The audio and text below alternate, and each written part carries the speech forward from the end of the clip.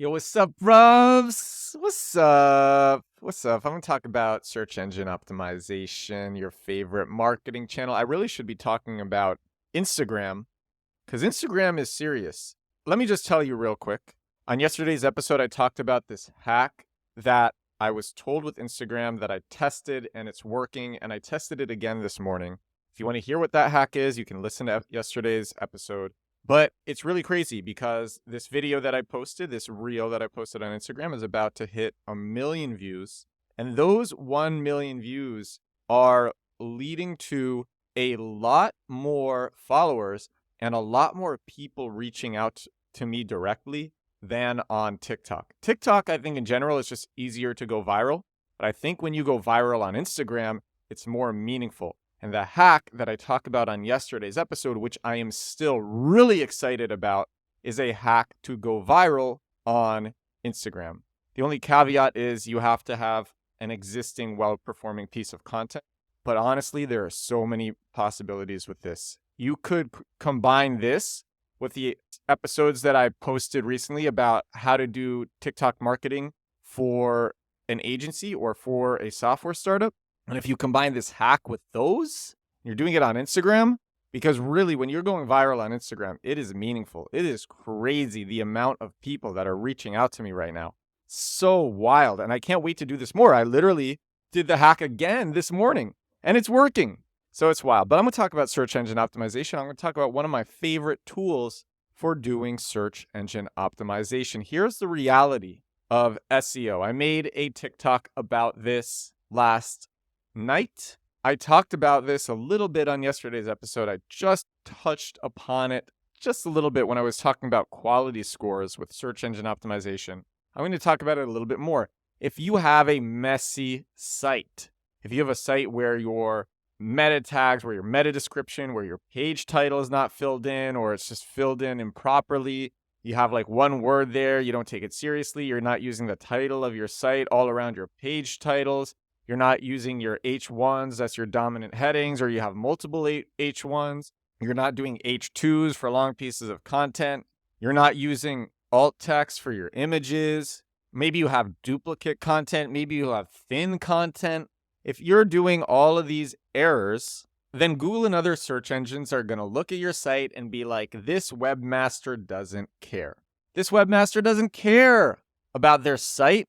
And so the content that they put up probably not going to be that good. We're not going to test it as thoroughly. We're not going to give it as much of a chance as pieces of content from a well-made site.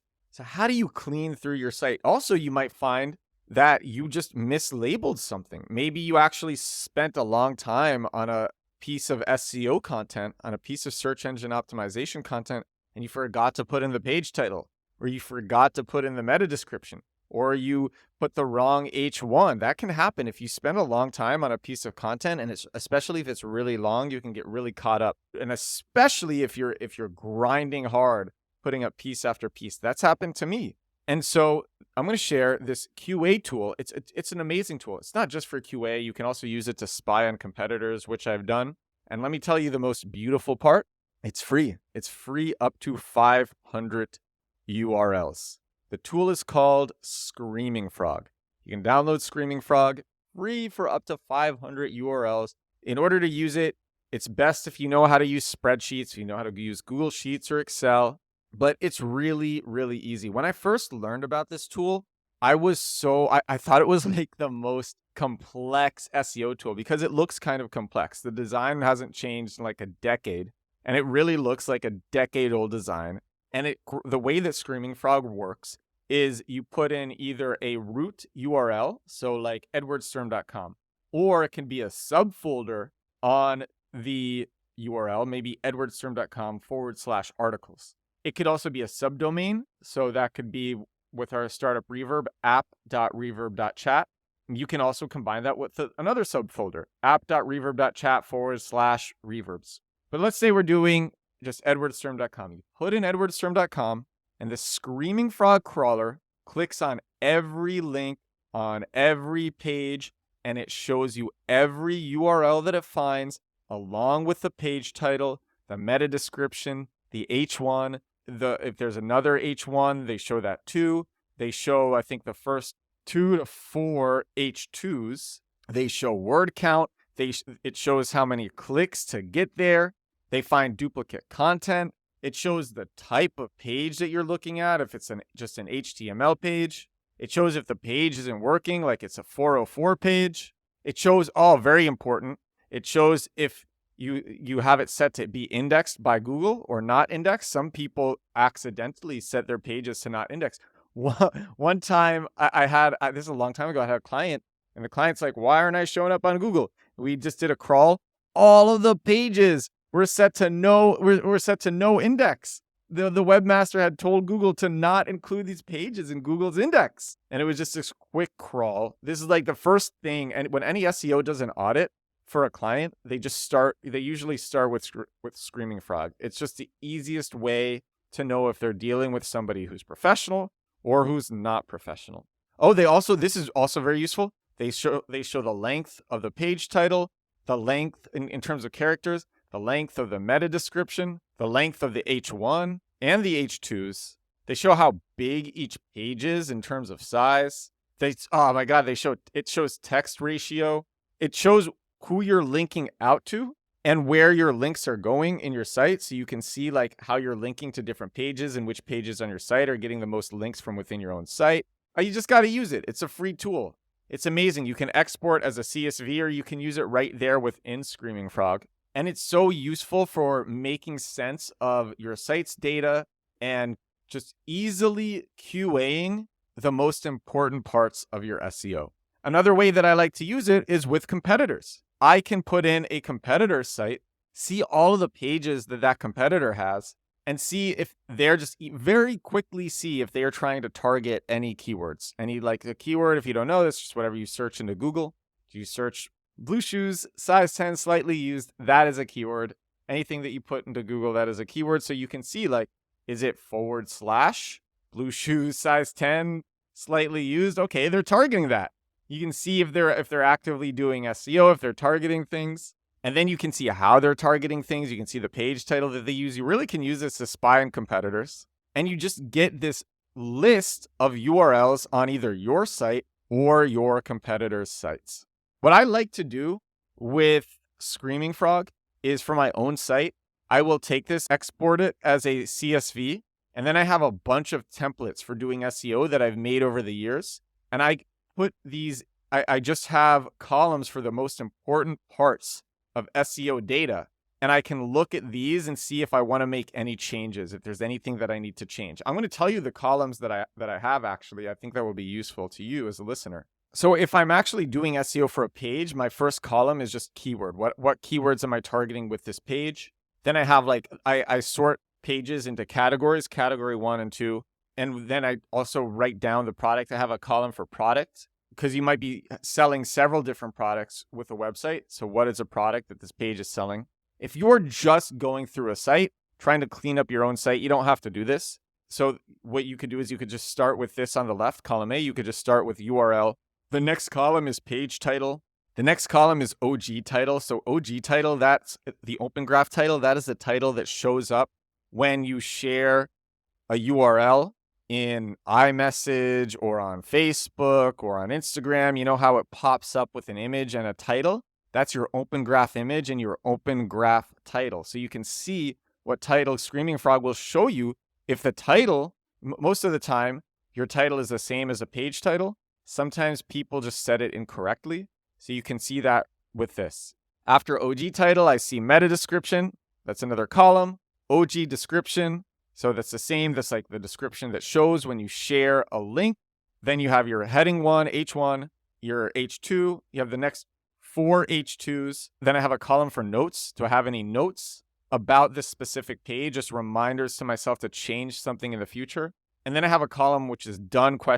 So did I make those changes? Is it everything set to go? And it's just yes or no. And I color code. I'm obsessed with spreadsheets. And so I color code everything. And if I write in yes, it turns to green. If I leave in no, it's red. And I can just take these columns from Screaming Frog, from the CSV that I get from Screaming Frog, and then put it into this template that I have made. So I love Screaming Frog. It's a really good tool. Most of the time, most websites aren't over 500 URLs. You don't need to crawl more than 500 URLs. So if it's just you using it on your own site, you probably don't even have to pay for it. And you can just use it right now to look through your site. The last thing, I'm recording this during the edit, so the audio sounds different. The last thing is if you try Screaming Frog on your website and you only get 1 or 2 links, even though you know that you have more URLs on your website, this can tell you that you have an uncrawlable site. If you have a JavaScript heavy site, for example, if you have a single page application that is not using server-side rendering, if you're a dev, you'll know what this means, then Screaming Frog will not be able to crawl you properly. Back to the episode. The reason that I'm even making this episode is because there was such an interest. I talked about this yesterday a little bit. I gave a presentation to Outlier Ventures' current cohort, which is an accelerator, a pretty serious accelerator. And I taught all of them about TikTok, which is what I'm so hyped about. And I also told them, I'm one of the best SEOs in the world. The original idea was that I was going to talk about SEO, but I got so hyped about TikTok that I had to just share everything about TikTok. And I left the end for me talking about SEO. They didn't understand the potential with TikTok the way that I see it. TikTok is amazing, but they wanted to hear about SEO. And the last 13 minutes was like so much engagement. And they wanted more. They wanted more of the SEO. And I realized, I get a lot of messages. People are messaging me, asking me about search engine optimization. Even though these people are finding me through TikTok and through Instagram, they want to know about search engine optimization. So I'm recording this episode about a basic SEO tool. It's basic if you are an SEO, but if you are not an SEO, you probably have never heard of it. And you probably have never crawled a website yourself. And if you've never done that, this is super cool. The first time I understood the magnitude of what I was using with this tool, I was so excited. And I hope you'll be excited too. I hope you will try Screaming Frog. This is episode 121 of The Edward Show. Heading to Europe soon. I'm hopping on a flight to Europe in a little bit. And that's going to be a crazy time because I do not plan on missing a day of uploading a podcast during my journey, because I'm going to go get a flight, fly across the Atlantic, fly to Munich, fly to this other city, which I'll mention later, get to this city, stay in a hotel as I go look at apartments, find an apartment, get to the apartment, and that's going to be a several day endeavor.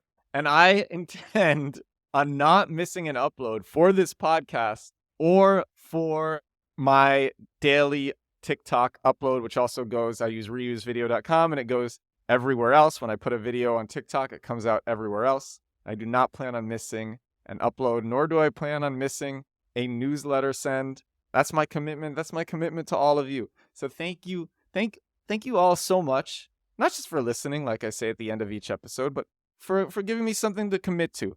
Thank you all so much. I will talk to all of you again tomorrow. Bye now.